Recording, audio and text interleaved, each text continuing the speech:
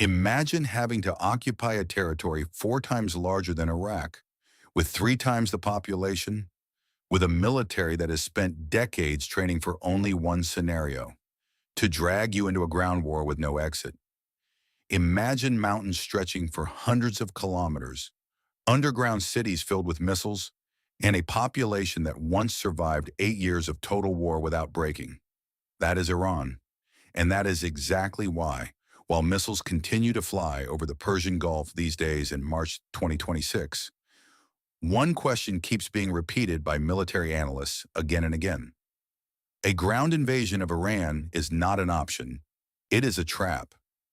In this video, I will explain why a ground war against Iran would be a nightmare for literally any aggressor. Not theory, not politics, pure military analysis. But before we begin, if you enjoy this type of content, military analysis without censorship and without propaganda, subscribe to the channel Vornamach right now.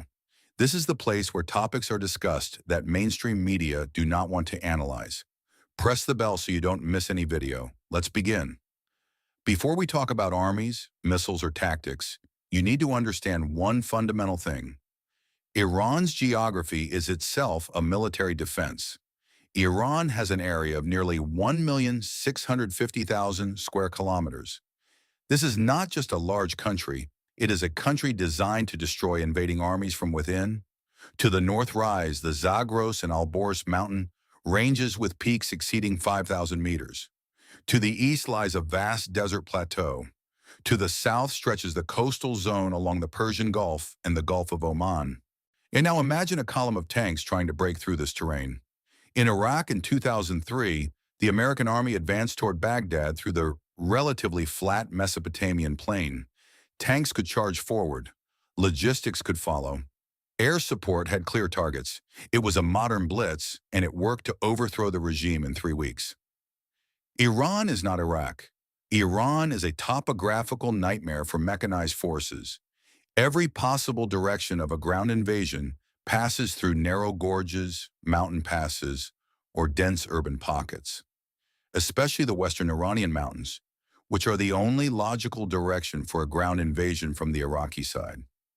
They offer the defender perfect positions for ambushes, artillery nests, and defensive lines that can be held by small forces. Generals have always known the old military saying, "Whoever holds the mountain holds the battle." In Iran, the mountains trap the attacker inside the valleys. And then, if you somehow manage to cross the mountains, the real problem begins. Tehran has between 15 and 17 million people in its metropolitan area. This is not just a capital city, it is one of the largest urban complexes on the planet, placed in a basin between mountains with a dense urban network that would overwhelm any attacking army. History clearly shows what happens when a modern army enters urban warfare on this scale. Stalingrad. The Germans lost the 6th Army in a city that had far fewer inhabitants in a much smaller area than Tehran. Fallujah, Mosul, Ramadi. The United States military, even with absolute air dominance, spent weeks and months clearing cities with hundreds of thousands, not millions, of inhabitants. Now multiply that by 15 million. The Iranian military and the IRGC, the Islamic Revolutionary Guard Corps, have spent decades developing an urban warfare doctrine precisely for this scenario. They know they cannot defeat a conventional army in open field battles. But inside a city, all rules disappear. Every building becomes a fortress. Every block becomes an ambush position. Every civilian becomes a potential fighter or logistical supporter. Snipers, improvised explosive devices, underground tunnels, hidden short-range missiles.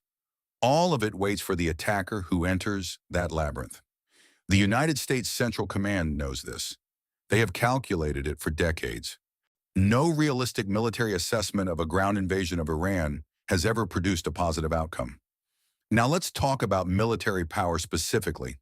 According to estimates by the International Institute for Strategic Studies, Iran has around 610,000 active soldiers.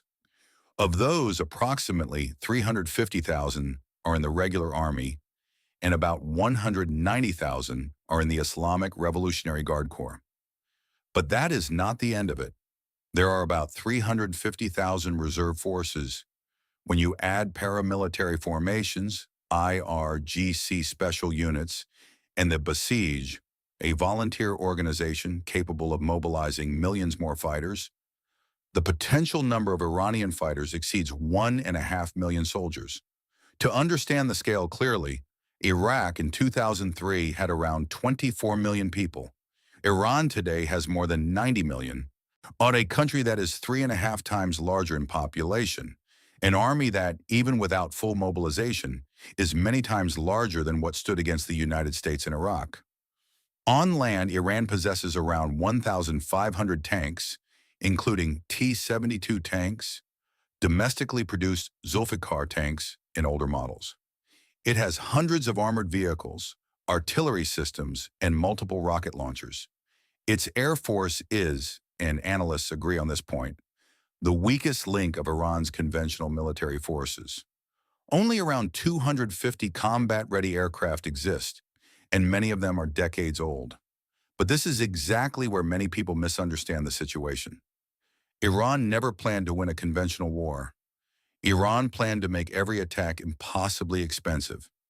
Major General Abdolrahim Musavi, the commander of the Iranian army, stated openly, Iran has shifted from a defensive doctrine to an offensive doctrine of asymmetric warfare.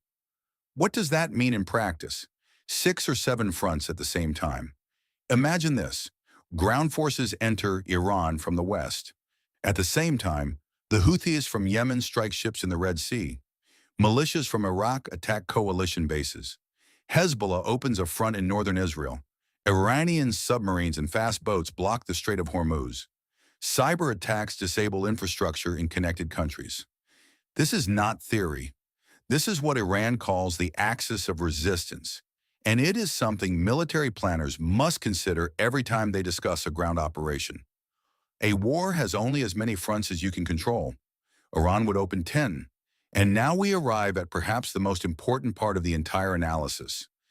While you are reading these words, beneath Iranian territory, there exists a parallel military infrastructure. For decades, Iran has been building underground facilities for storing missiles, launch platforms, and military installations.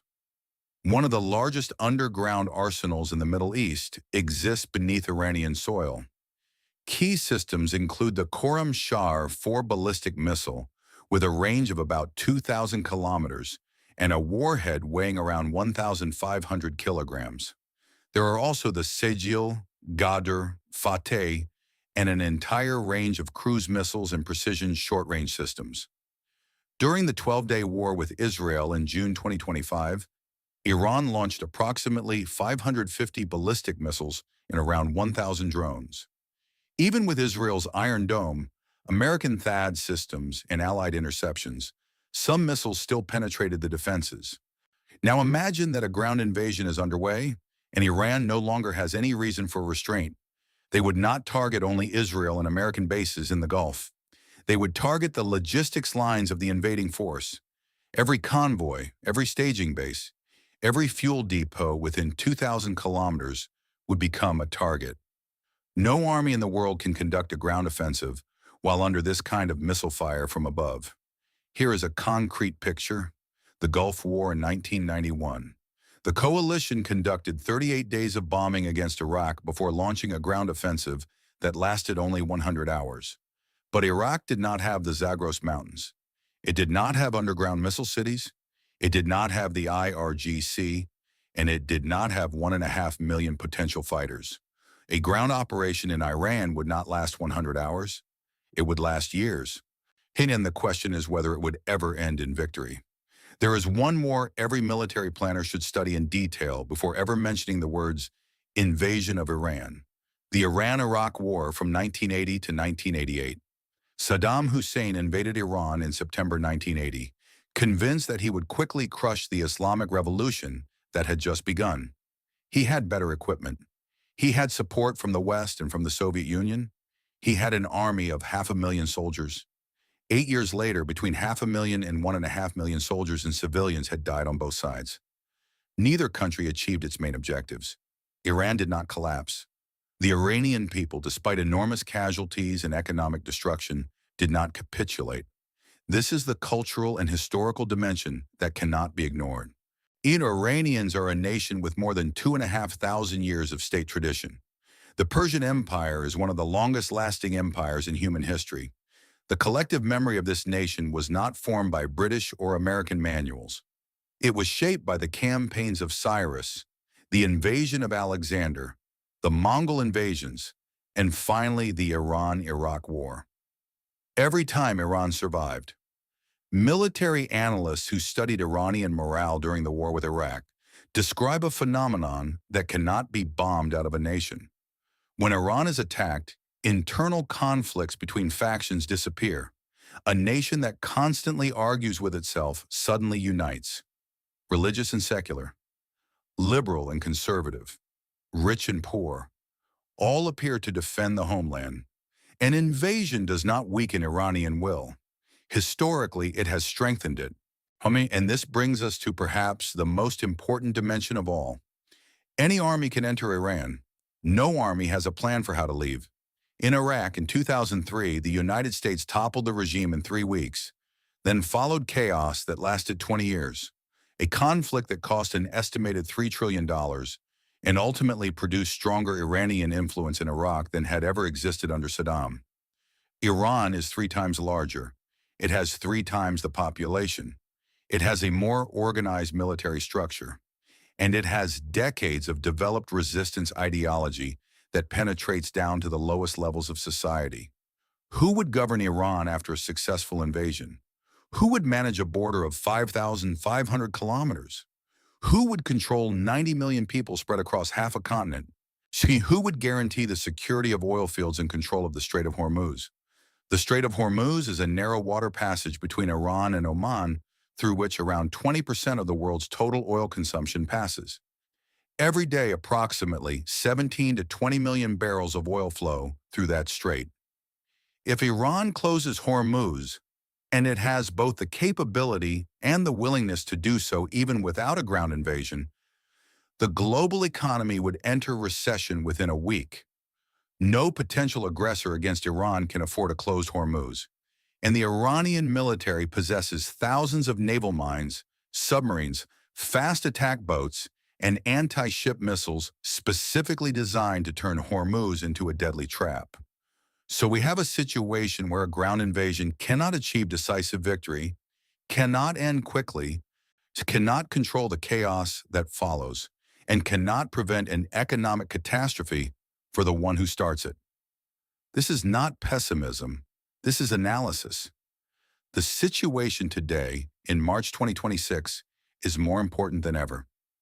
On February 28, 2026, the United States and Israel launched joint airstrikes on Iran, which, among other things, killed Supreme Leader Ali Khamenei. Iran immediately responded. The IRGC launched what it described as the largest offensive operation in the history of the Islamic Republic's armed forces. Iranian forces targeted Israeli cities, American military infrastructure in the Gulf, and civilian infrastructure in the UAE, Kuwait and Qatar, Dubai, Abu Dhabi, Beit Shemesh. Missiles and drones began drawing new maps of tension. Yet not a single serious military analyst in Washington, London, Paris, or Berlin has suggested a ground invasion. Why? Because they all know what you have just learned in this video. Airstrikes can destroy nuclear facilities. They can eliminate commanders. They can degrade capabilities. But they cannot conquer a nation. They cannot occupy territory. They cannot create stability. And a ground invasion, according to every serious military assessment, would not look like the Gulf War of 1991. It would look like a new Vietnam. Only worse, with missiles that reach Paris, with drones flying over Dubai, with underground cities that cannot be destroyed even by the most powerful bunker-buster bombs in the American arsenal. There is a reason why even the largest military in human history, with a budget of $886 billion per year, does not mention a ground invasion. Because they know that Iran designed its entire defense exactly for that scenario. Let's put everything on the same scale. Iran is the 16th military power in the world. It has 610,000 active soldiers and a mobilization potential exceeding 1.5 million. It possesses one of the largest missile arsenals in the Middle East, with systems reaching 2,000 kilometers. It has underground infrastructure comparable only to the most expensive military projects on the planet. It has the experience of 8 years of total war without capitulation. It has mountainous terrain that destroys mechanized columns. It has mega cities that swallow armies. It has a network of proxy forces extending Iranian military reach from Yemen to Lebanon, from Syria to Iraq. A conventional invading army can enter Iran. It might even advance for the first few weeks. But then the real war begins. War in mountain passes, war in city streets, war underground. A war that does not last weeks, but years. A war that does not cost billions, but trillions. A war that does not end in victory, but exhaustion. History remembers only one commander who managed to fully conquer Iranian territory, Alexander the Great in 330 BC. And he did it without facing an industrialized military force, modern nationalism, and ballistic missiles. No modern military strategist has a plan that surpasses Alexander's. And Alexander did not have tanks or aircraft. Iran is not invincible. But a ground war against Iran is a nightmare from which no one wakes up holding victory. And that is why, even in this intense moment of March 2026, no one with serious military responsibility proposes a ground invasion. Because they know what you now know. And now you know. What do you think?